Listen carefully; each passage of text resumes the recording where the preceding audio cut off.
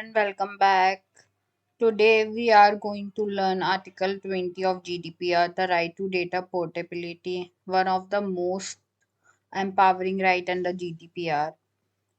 By the end of this lecture, you will understand not just what data portability is, but why it's such a game changer for individual and how organization needs to respond to these requests correctly.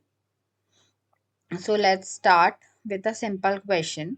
Have you ever switched from one social media platform to another, or maybe changed for your email provider and thought, I wish I could just take my data with me? That's exactly what Article 20 of the GDPR allow you to do.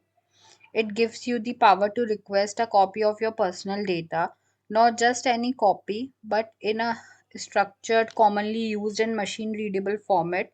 And it does not stop there. You can also ask the company to transfer your data directly to another service provider without you being stuck in the middle of trying to export and import file manually. So think of it as your digital moving truck carrying your data safely from one platform to another. Now let's break this right into three simple pillars, easy to remember and understand. The first one is the right to receive your data. You have the right to request your personal data from a data controllers. That's the organization holding your information. So if you ask Spotify, Facebook, or your bank, they must provide you with the data they process about you. So the second pillar is the right to a specific format. This is crucial. Under GDPR says that the data must be provided in a structured, commonly used and machine readable format. Why is that important? Because it ensures your data is not just a messy text file or a jumble of code. It should be something other system can read easily. For example, CSV files or JS files. In another word, your data should be usable, not locked away in a format only one company understands. So the third pillar is right to direct transmission. Here's come the magic part. When you ask for your data to be transferred directly from one company to another, if it's technical possible. So let's say you are switching from Spotify to Apple Music. You could ask Spotify to send your playlist straight to the Apple Music without needing to download and upload them yourself.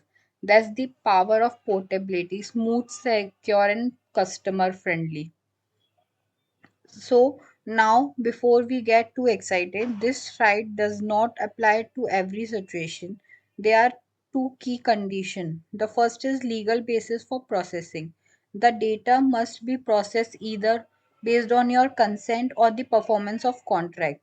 For example, you agree to your fitness app processing your data, right? Applies. Your e-commerce site uses your shipping address to deliver your data, right? Applies. But if your data is processed for a legal obligation or public interest, then portability does not apply.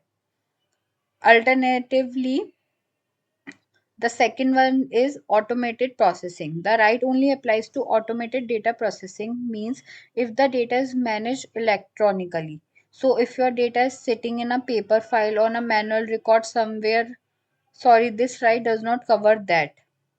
So let's begin this with the example. Imagine you have been using Spotify for years. You got hundred of playlists. Now you decide to switch to Apple Music. You could ask Spotify to your playlist data in a machine readable format, maybe a CSV or JSON files. Then Apple Music can directly import that data. You don't have to manually recreate every single playlist. That Article 20 in action, the data freedom. So why it's important? Because this right is not just technical, it's philosophical. It gives individual the freedom to move from one service to another without losing their data.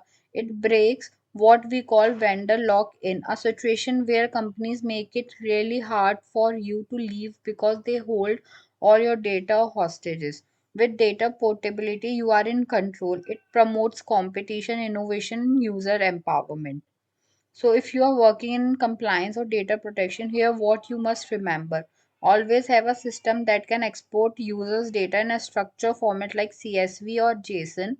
Make sure your privacy policy clearly mention the right to data portability, and most importantly, when users make a request, respond promptly and securely. Remember, this is not just a checkbox; it's a building trust. So let's recap it very quickly. Data portability allow users to receive and transfer their personal data. It applies when data is processed based on the consent or contract or done through the automated means. It must be provided in a structured format, commonly used in machine readable format. It empowers users to switch provider, reuse the data, and stay in control of their digital identity. So next time you switch platform, remember your data is yours to take. Thank you for staying with me through this lesson. See you in the next video.